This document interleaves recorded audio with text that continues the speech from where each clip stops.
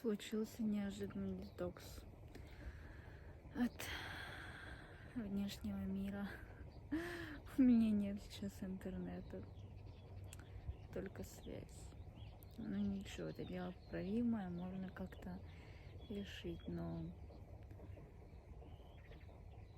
такая тишина просто меня завораживает.